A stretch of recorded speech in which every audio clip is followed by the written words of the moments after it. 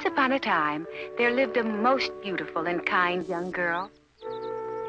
But fate had not been kind to her, and she led a most unhappy life.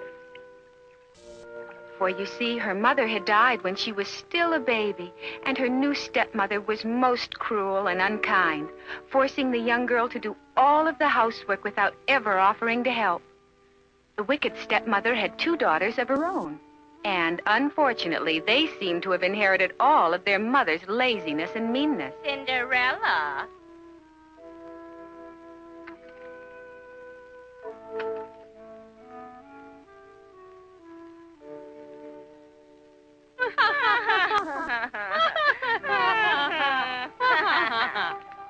Every evening when she had finished cleaning up after her stepfamily all day, she would go into the kitchen and sit by the fireplace. The warm glow of the fire seemed to relax her and renew her strength after such a long, hot day.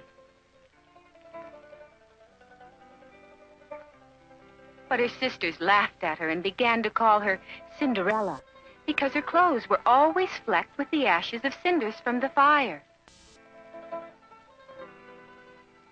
But even though her clothes were ragged and her life was filled with misfortune, Cinderella's lovely smile always shone through, and her sisters were very jealous of her beauty.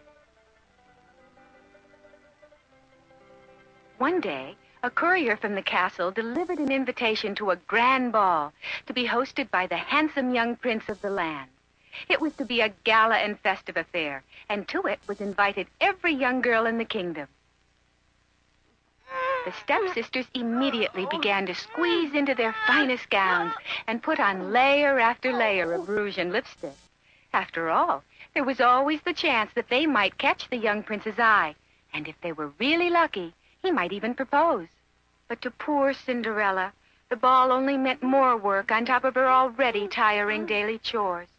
Why, her sisters couldn't possibly get ready without her help. Cinderella wanted to go to the ball, but what would she wear? She didn't have a single gown that wasn't torn or singed by the cinders, and her selfish sisters would never let her borrow one of theirs.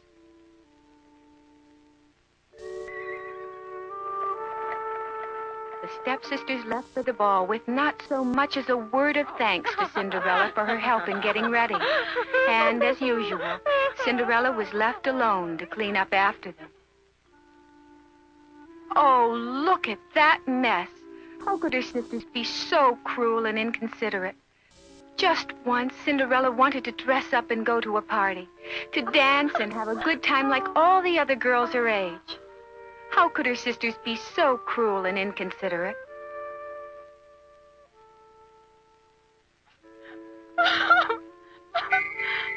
But suddenly, from out of nowhere, Cinderella's fairy godmother appeared. Why are you crying, Cinderella? You'd like to go to the ball, too, isn't that it? Uh-huh. Well, then, dry your tears. I think I may be able to do something about that, dear. The fairy godmother led Cinderella outside and selected a large, ripe pumpkin from the garden. And when she touched it with her magic wand,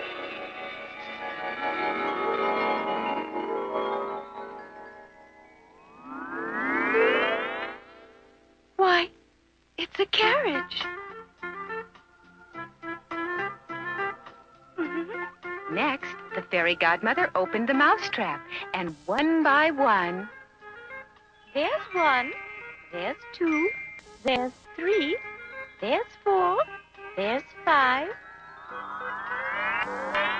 and here's 6. And this plump little fellow would make a perfect coachman for you, my dear. There you go. Oh. And now it's your turn, Cinderella. Are you ready? Uh-huh. For Cinderella, a gown of silk and velvet. Oh, oh, oh, oh.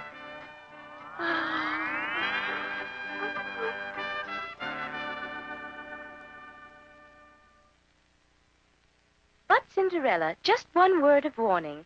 You must return no later than 12 midnight, When the clock strikes 12, your coach, horses, and gown will all return to their original form. Don't forget now.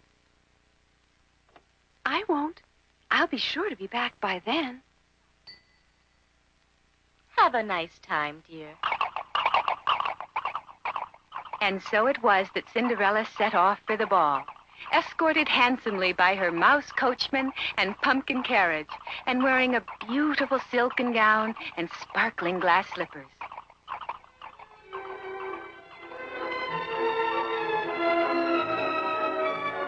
The loveliest girls in the kingdom were at the ball, and they were all dressed in their finest gowns, and each one in turn had a chance to dance and talk with the handsome prince. But still his heart was heavy, because he was unable to find the right girl to make his bride. But then, Cinderella had arrived at the ball. Ah!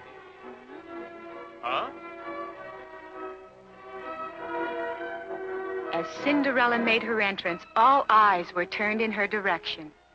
Never had the prince seen anyone so lovely. Who was she? Where had she come from? No one seemed to know.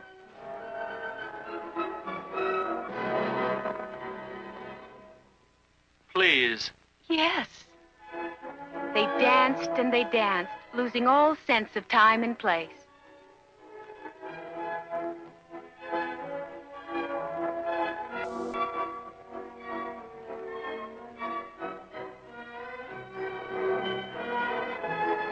It was as if they were alone, forgetting about all the others at the ball. It seemed they would dance forever.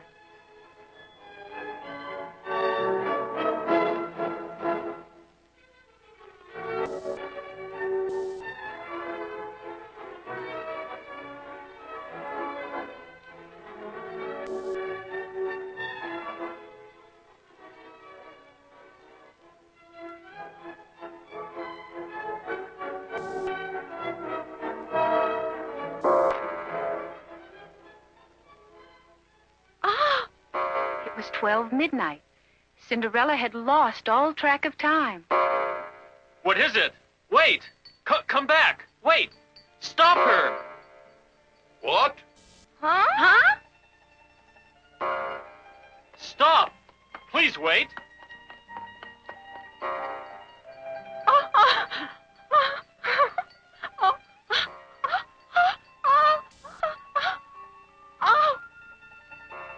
Cinderella had to get out of the castle before her gown turned once more to rags.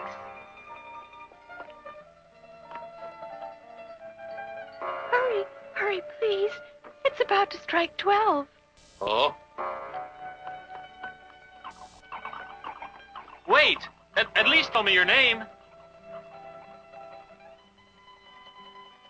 It was just as her fairy godmother had warned. As soon as the great clock in the castle tower struck for a 12th time, the pumpkin, mice, and gown all were changed back to their original forms. Only the precious glass slippers remained. It was all the prince had to remind him of her. Hear ye, hear ye! Our king hereby proclaims that his son the prince shall marry the first maiden, whose foot shall fit the glass slipper found at the ball. The king's men carried the glass slipper from house to house, and each girl in the land took her turn at trying to squeeze into the slipper, but to no avail. It was just too dainty for their big feet. Eventually, the slipper was brought to Cinderella's house. Look out!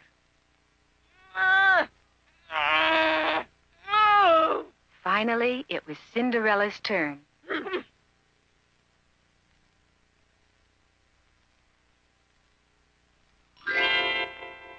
Ah!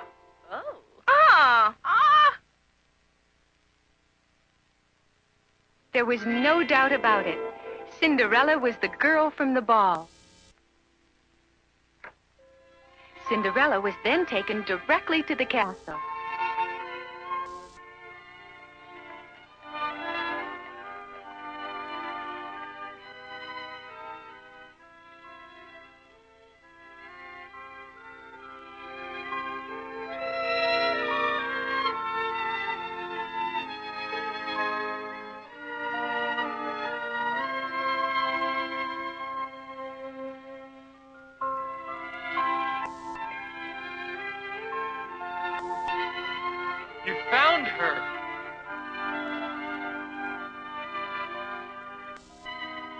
handsome prince had at last found his true love.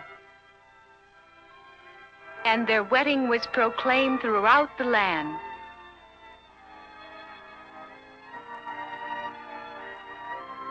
Cinderella became a kind and generous princess, and they lived happily ever after.